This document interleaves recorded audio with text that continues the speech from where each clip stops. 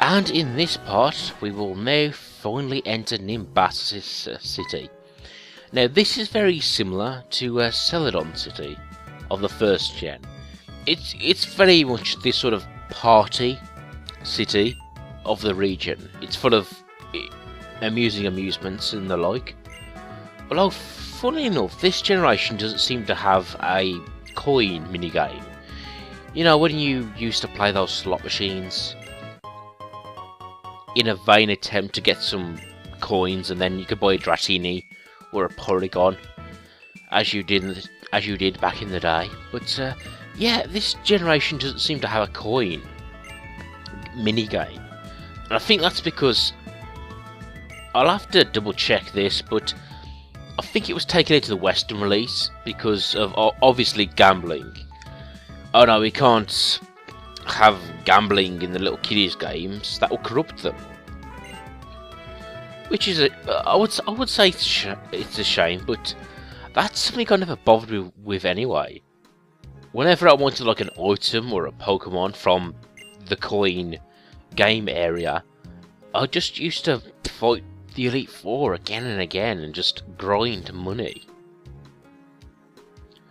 So, but I guess it is kind of a mistake. And honestly, you don't have to have gambling. You could come up with some sort of mini game to earn coins. In fact, I would prefer that rather than the old slot machines, because I hate anything that's based off luck. That's not. I remember trying to play those slot machines, trying to get 3 Pokemons in a row. And yeah, it was just frustrating, if anything. It used to take you ages. You would put in a coin, you'd win like 2. In fact, it was also possible to to lose Pokemon. Lose coins as you played. So not only did you have to spend hours grinding, you would have to spend hours hoping you'd win as well. So yeah. Something I'm not really particularly interested in.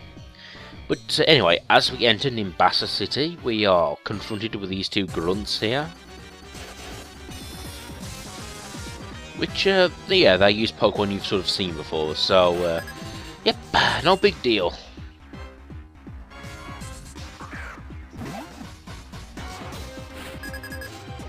Yeah, of course he uses Patrat. You know, part of me wishes I had used a Patrat, because they are coming across as more useful Pokemon, or I should say Watchog.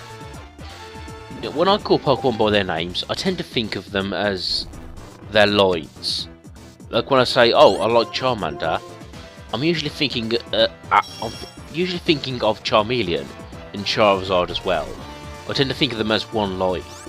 Because they are, they are separate Pokemon, but I tend to think of them as different forms of the same Pokemon. Yeah, and again, this Watchog does prove its usefulness by stalling my Pokemon with its status-based moves. Now, granted, the thing is with status-based moves is that it's not something I've really relied on. And I think part of that is because, obviously, Hypnosis, you don't know how long it's going to last. And it has low accuracy, so you don't know if it's even going to hit. But anyway, he also sends out a Trubbish, who I've said before I really like as a design. You know, compare that to Gen 1 where you had Muck and Grimer, who were just blobs of goo.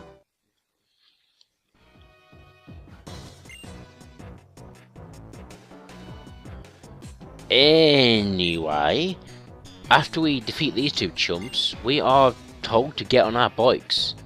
And yes, this is where we get the bike item.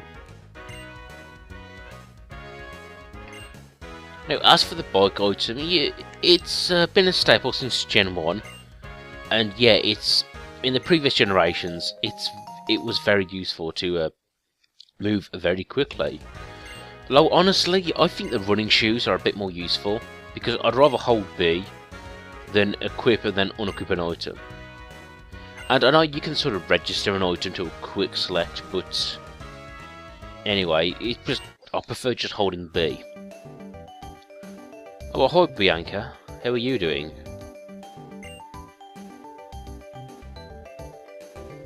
Yeah, so she tells us about the many attractions in this city.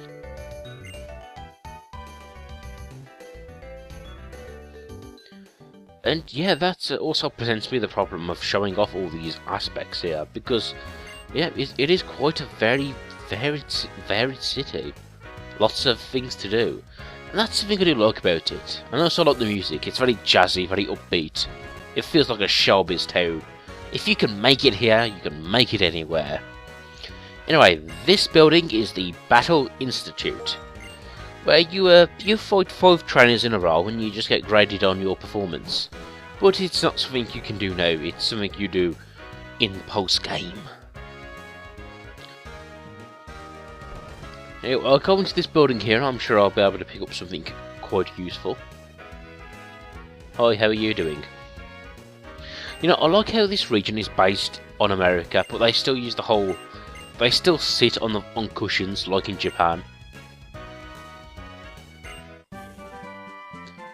HM Strength, which does feel like an odd place to get strength off this random person here, but anyway, Strength, it's a decent move, it's a normal type however, but yeah, it's a TM you will pretty much need, so keep your peepers open for that one.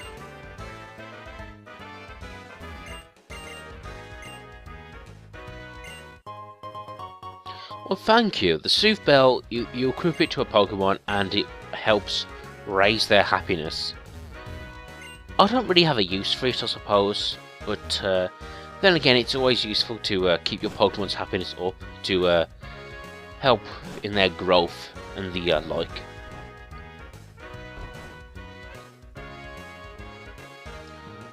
And honestly, I think my Pokemon stats could have been better by the time we get to the end of the game, so yeah, part of me wishes, yeah, I bothered with the happiness aspect of gameplay. And here we have a Sunstone, which can be used to evolve certain Pokemon. There you go. Speaking of which, they have introduced quite a lot of these stones, definitely by this generation.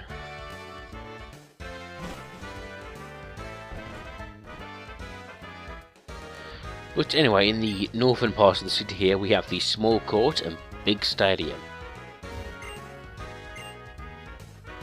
Football!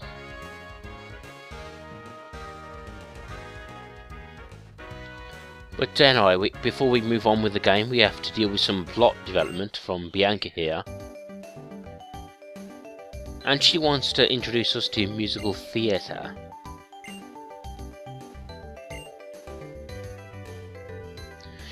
Now, this whole musical theatre thing, it did replace the contests in the previous generation, which are not really, I'm happy about. I never really liked the contests, and I would say that's mainly because I didn't really know what was going on. Like, you would do a performance and the judges would give you stars or something. I felt it was very convoluted, I just wasn't really into it. Although I do like the idea of doing different things with Pokemon other than battling. But yeah, you've got to you got to put more thought into it and do it, do something a bit different.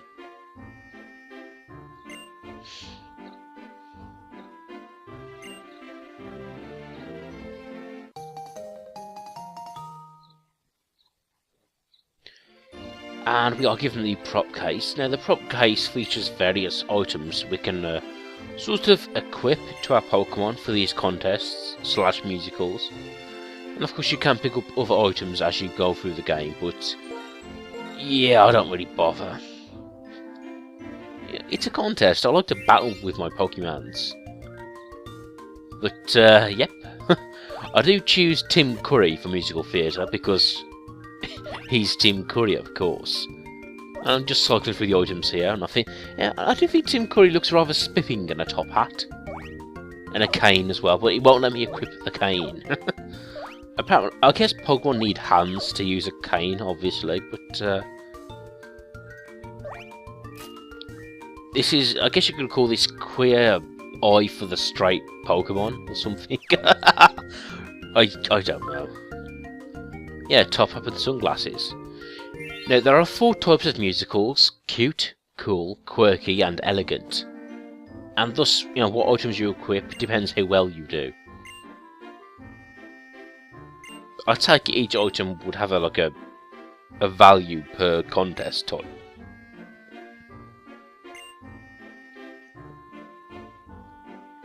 Well, at least this is just an extra feature of the game. Although I do have to point out they are making you do this, so...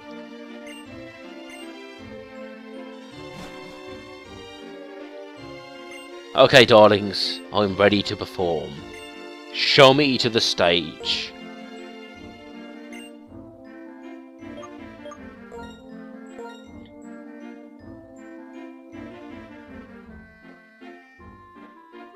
Now, we are given a various choice here. I'll just pick the first one because at this point I didn't really know what each one of these contests meant, but there you go.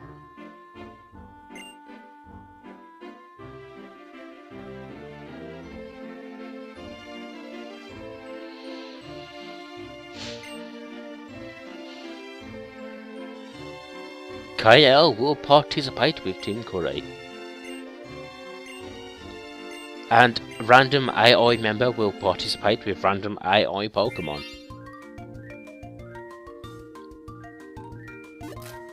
Again, let's go for the old flashy suit with the top hat and sunglasses.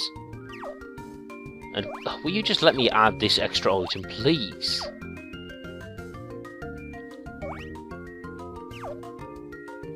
Yes, and if you can't tell, I'm doing this with the touchscreen. A totally necessary and useful use of the touchscreen. I'm so glad we have the touchscreen. It truly makes our gaming experience so much more better, doesn't it? Shh!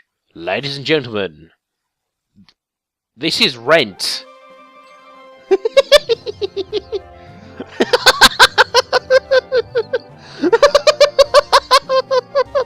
Oh,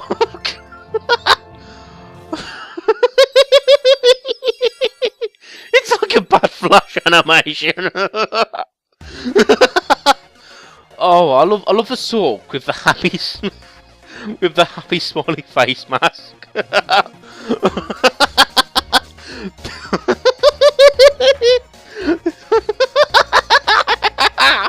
This is the best feature of Pokemon ever. They just...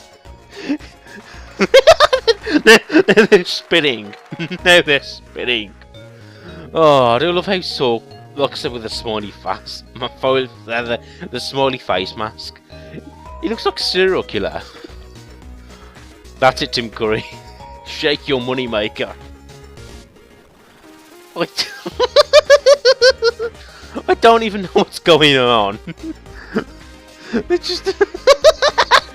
they're doing dances. Oh, this is the best Pokemon game ever. Yeah! I'm Sork! Look at his little smiley face! Look at his little smiley face!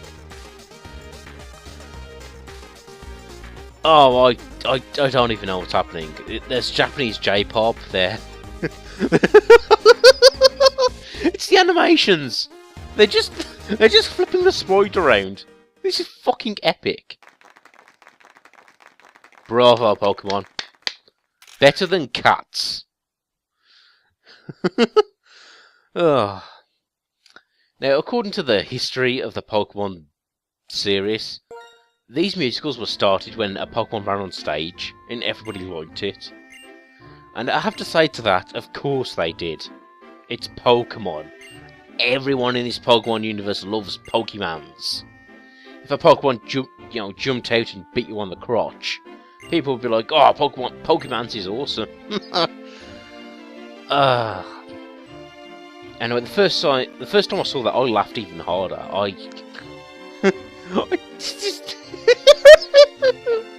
It's just oh, it's ridiculous. Oh, better move my mic around here. Anyway, join me again for the next part. Pokemon the Musical.